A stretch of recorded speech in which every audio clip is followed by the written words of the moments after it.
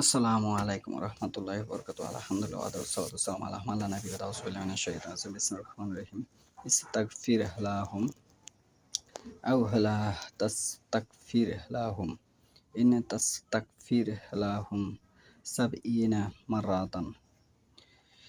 আজকের বক্তব্যের বিষয় হলো মুনাফিক সম্পর্কে।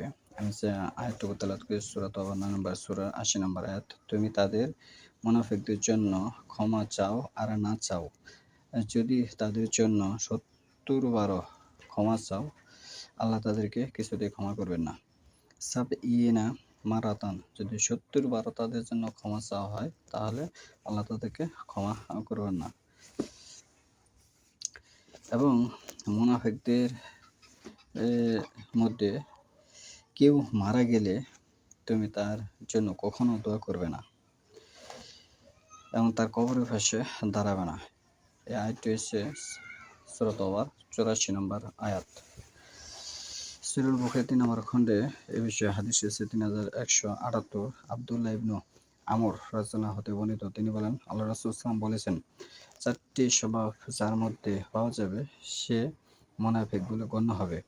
যে ব্যক্তি কথা বলার সময় মিথ্যা বলে, আর অঙ্গীকার করলে তা ভঙ্গ করে, প্রতিশ্রুতি দিলে তা বিশ্বাসঘাতকতা করে, যখন ঝগড়া করে গালাগালি করে, যার মধ্যে এগুলোর কোনো একটি স্বভাব পাওয়া যাবে, তার মধ্যে মুনাফিকের স্বভাব পাওয়া গেল, যতক্ষণ না সে তা পরিত্যাগ করে।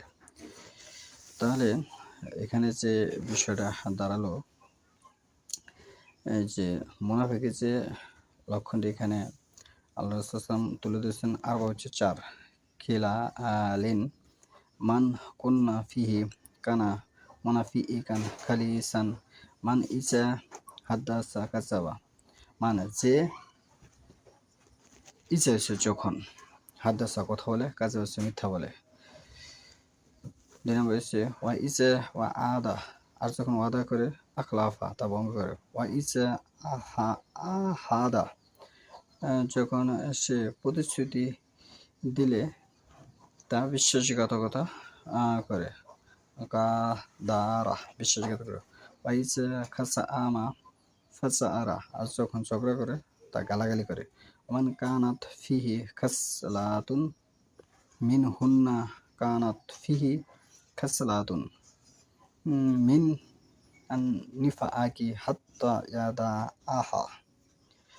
এইগুলি গণনাবলী যার মধ্যে থাকবে সে নিশ্চিতভাবে মুনাফিক হিসেবে গণ্য হবে, যতক্ষণ না সে তা পরিত্যাগ করে।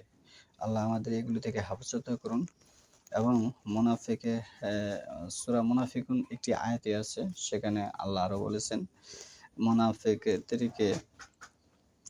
মুনাফিকদের কোনো কিছু আল্লাহ কবুল করবে না। কোরআনে বিভিন্ন আয়াতে বলেছে। এবং মুনাফিকদের এর কোনো অর্থ টাকা পয়সা আল্লাহ কবুল করেন, সূরা তওবা ৫৪ নম্বর আয়াত পড়ে দেখুন। এবং আর বলেছেন সূরা আনামে যে আসফালাস সাফিলিন, মুনাফিকরা থাকবে জাহান্নামের নিম্ন স্তরে। আল্লাহ আমাদের মুনাফিক থেকে হেফাজত করুন এবং মুনাফিকদের থেকে আমাদেরকে রক্ষা করুন।